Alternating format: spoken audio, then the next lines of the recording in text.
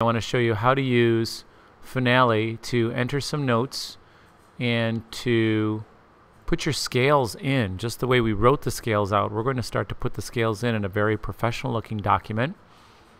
You might remember we were going to use whole notes. Now you're going to have fun with Finale because it's so easy to just click and drag the notes in. And you might remember our first scale was a C scale. So what I'm going to do is, the first thing I like to do is pump up the view. And I'm going to go to view and I'm going to zoom in a couple of times. I just think it makes life easier. Maybe you'll say, well, Mr. Wall, your eyes are old or something like that.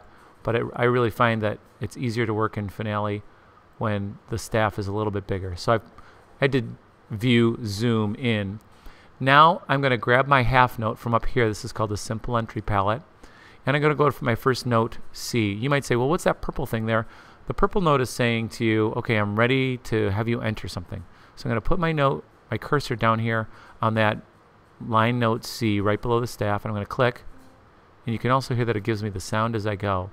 Next note's a D. Because I'm using half notes, you can see I'm doing 2 per measure. And I'm just kind of going along, line space, line space, line space, until I get to the end of my C scale, and that looks correct. They are all ascending, going in the same direction. I could rewind this to the beginning and just play it out loud so I could hear it. And Finale will play it back for me, which is kind of nice. Now our next scale was an F scale. So I'm going to continue with my half notes, but this time on the next line I'm going to start on an F, and I'm going to go up until I get to B, right? B is supposed to be a B flat. To invoke B flat, I'm going to click the half note and the flat sign at the same time.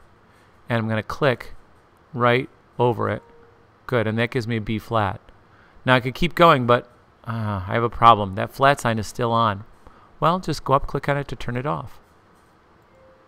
Okay, and as I keep going, oh, wait, that's not right.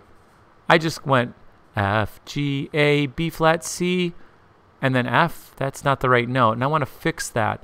A lot of ways you can change a note in Finale. First of all, if it's still pink, you can use the direction keys down or up to move it, which is kind of nice. So you can put it wherever you want, and that's really where I wanted it.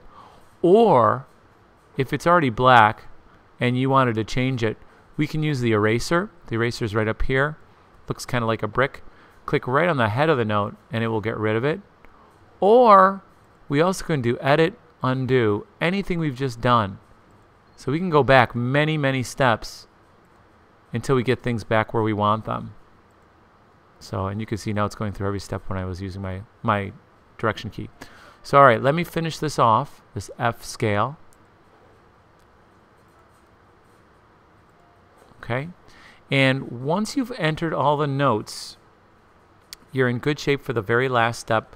The very last step, I would like you to use the Lyric tool. The Lyric tool looks like a pen, a quill pen with an inkwell below it. When you click on it, you have the ability to click on the head of the note. I'm taking my crosshairs, putting it right there, and I'm typing Shift. I'm going to do caps lock actually. C, tab to the next note, D, tab E, tab F, G, A, B, C. Going on, F, tab G, tab A. Wait, Mr. Wall, there's a B flat. So that's going to be a capital B, lowercase b for flat sign. Okay. Also a sharp sign. If you run into any of those, you can use Shift 3, which looks like a number sign, and that gives you a sharp sign. So when you're all done, guys, you should have 5 major scales on your sheet with the notes all entered and labeled. And then you're all done. You can save it, and also you can print it. Thank you.